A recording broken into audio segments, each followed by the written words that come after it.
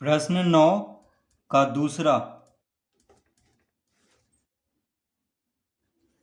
यदि मोटे कागज की 12 सीटों का भार 40 ग्राम है तो ऐसे ही कागज की कितनी सीटों का भार 2.1/2 किलोग्राम होगा।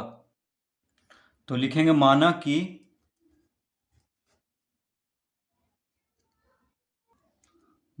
कि x1 बराबर 12 सीट 12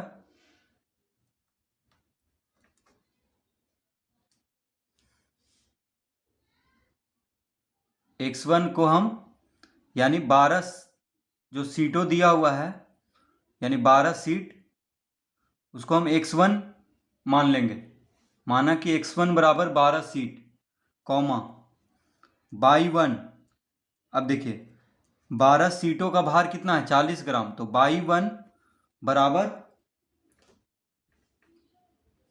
40 ग्राम मान लेंगे। तो अब यहाँ पे इस तरह कॉमा दे देंगे।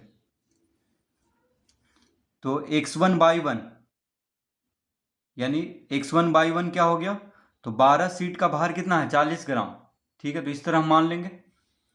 तो ऐसे ही कागज की कितने सीटों का भार, अब देखिए x2, तो x2 बराबर हम प्रश्नवाचक चिन्ह दे देंगे क्योंकि हमें निकालना है। तो x हम कागज का सीट को मान रहे हैं, तो x1 12 सीट और x2 हमें पता नहीं है कितना सीट होगा, ये हमें निकालना है। तो x यहाँ पे सीट हो गया और y हो जाएगा भार, तो y2। अब देखिए x2 का भार दिया हुआ है तो उसको हम y2 से ले लेंगे। कितना दिया हुआ है 2.1/2 किलोग्राम, 2.1/2 किलोग्राम दिया हुआ है। यानी पूछ रहा है कि 12 सीटों का भार 40 ग्राम है, तो ऐसे ही कागज के कितने सीटों का भार 2.1/2 किलोग्राम होगा। यानी 2.1/2 किलोग्राम कितना कागज का सीट का भार होगा। ठीक है, तो x2 हमें निकालना है। तो x से हम कागज के सीट को मान लेंगे और y से दोनों का भार मान लेंगे। तो x1 बराबर 12 सीट, तो 12 सीट का भार है 40 ग्राम, तो इसको y1 से मान लेंगे यानी y1 बराबर लिख लेंगे। और x2 हमें निकालना है और y2 दिया हुआ है 2.1/2 किलोग्राम। ठीक है, यानी कितने कागज के सीटों का भार 2.5 किलोग्राम होगा। तो देखिए यहाँ पे ग्राम में है तो इसको भी हम ग्राम में बदल लेंगे। कैसे बदलेंगे, तो इसको हम लिख सकते हैं 2 दूना 4 1 5 यानी 5/2 किलोग्राम, इस तरह इसको लिख सकते हैं। अब देखिए किलोग्राम को ग्राम में बदलने के लिए क्या करना पड़ता है, 1000 से गुना। किलोग्राम को ग्राम में बदलने के लिए 1000 से गुना करना पड़ता है, क्योंकि 1 किलोग्राम में 1000 ग्राम होता है। तो 5/2 गुना 1000 ग्राम कर देंगे। अब 2 से 1000 ग्राम कट रहा है कितना बार में, 500 बार में, 2 पचे 10 और 2 शून्य यानी 500 बार में। तो 1 किलोग्राम में 1000 ग्राम होता है, इसलिए किलोग्राम को ग्राम में बदलने के लिए 1000 से गुना करते हैं। अब इसको गुना कर देंगे तो 500 पचे 5 पचे 25 और 2 शून्य यानी 2500 ग्राम। तो y2 बराबर कितना हो गया 2500 ग्राम, यानी 2.5 किलोग्राम में कितना ग्राम होता है 2500 ग्राम। इस तरह लिख लेंगे। अब देखिए ये अनुक्रम विचरण में है कि व्युत्क्रम विचरण में है, कैसे पता चलेगा, तो कागज का सीट अगर जितना बढ़ेगा उतना ही उसका भार बढ़ेगा, और कागज का सीट बढ़ेगा ये घटेगा तो उसका भार भी घटेगा। यानी एक राशि बढ़ रहा है तो दूसरा राशि भी बढ़ रहा है, एक राशि कम रहा है तो दूसरा राशि भी कम रहा है। ठीक है, यानी भार कमेगा तो सीट भी कमेगा कागज का, और भार बढ़ेगा तो कागज का सीट भी बढ़ेगा। तो ये हो गया ये अनुक्रम विचरण में। क्या हो गया, अनुक्रम विचरण में। तो हम लिखेंगे यहाँ x और y अनुक्रम अनुक्रम विचरण में है, अनुक्रम विचरण में है। तो देखिए x बढ़ रहा है तो y भी बढ़ रहा है, x कम रहा है तो y भी कम रहा है, y बढ़ रहा है तो x भी बढ़ेगा और y कमेगा तो x भी कमेगा। जैसे कागज का शीट को x से लिए हैं और भार को y से, तो कागज का शीट बढ़ेगा तो भार भी बढ़ेगा और कागज का शीट कमेगा तो भार भी कमेगा। उसी तरह भार बढ़ेगा तो कागज का शीट बढ़ेगा, भार कमेगा तो कागज का शीट भी कमेगा। ठीक है, इसीलिए x और y क्या है, अनुक्रम विचरण में है। एक बढ़ रहा है तो दूसरा भी बढ़ रहा है, एक घट रहा है तो दूसरा भी घट रहा है। ठीक है, तो इसको क्या कहते हैं, अनुक्रम विचरण। इस तरह लिख लेंगे। तो यहाँ पे आप लिख सकते हैं यहाँ दोनों राशि अनुक्रम विचरण में है, इस तरह भी लिख सकते हैं, चाहे यहाँ x और y अनुक्रम विचरण में है, इस तरह भी लिख सकते हैं, कोई फर्क नहीं पड़ रहा है। तो दोनों राशि का मतलब हुआ x और y, यानी शीट और उसका वजन। तो शीट को x से और उसका वजन को y से माने हैं। देखिए शीट को x से और वजन को y से माने हैं।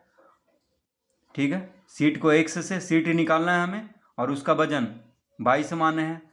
तो y2 दिया हुआ है, x2 निकालना है और x1 y1 दिया हुआ है। ठीक है, तो अब हम क्या लिख लेंगे यहाँ पे, तो x और y अनुक्रम विचरण में है, अतः क्या हो जाएगा, तो जब अनुक्रम विचरण में x और y होता है तो इस तरह लिखते हैं x1 बटा y1, x1 बटा y1 बराबर x2 बटा y2, इस तरह लिखते हैं। जब अनुक्रम विचरण में x और y हो तो x1 बटा y1 लिखते हैं। देखिए 1 x1 बटा y1 बराबर x2 बटा 2/2, देखिए 2 इस तरह लिखेंगे, x के सामने y के सामने, तो x1 के सामने x2 और y1 के सामने y2 और x1 के नीचे y1 और x2 के नीचे y2, इस तरह लिखते हैं जब अनुक्रम विचरण में हो तो। यानी एक राशि बढ़ने पे दूसरा राशि भी अगर बढ़े और एक राशि कमने पे दूसरा राशि भी अगर कमे तो उसको हम अनुक्रम विचरण में इस तरह लिख लेंगे। तो x1 कितना है, x1 है 12, x2 ये y1 कितना है 40, तो 12 बटा 40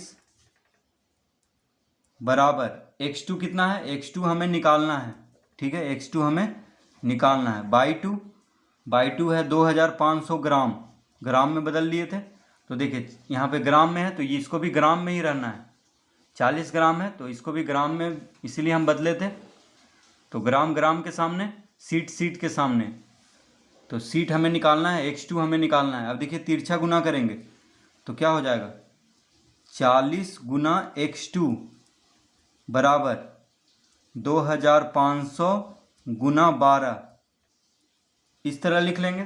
तिरछा गुना करेंगे, 40 गुना x2 बराबर 2500 गुना 12, इस तरह लिख लेंगे। तिरछा गुना होता है बराबर में, जब इस तरह रहता है तो x2 बराबर कितना हो जाएगा, तो x2 बराबर हो जाएगा 2500 गुना 12 बटा, अब x2 के साथ 40 गुना में है तो 40 को जब बराबर के दाएं तरफ भेजेंगे तो भागा में हो जाएगा, यानी यहाँ पे लिख लेंगे 40 को।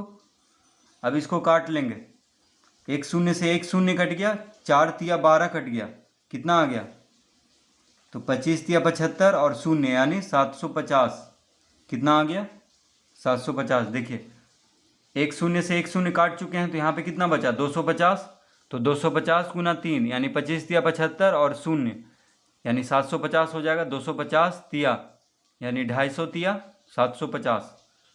तो क्या पूछ रहा था कि ऐसे ही कागज की कितने सीटों का भार 2.1/2 किलोग्राम होगा, यानी 750 कागज के सीटों का भार हो जाएगा 2.5 किलोग्राम। तो इसका उत्तर आ गया है 750, यानी 750 कागज का सीट इसका उत्तर है।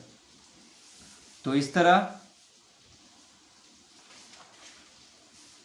इसको हल करेंगे।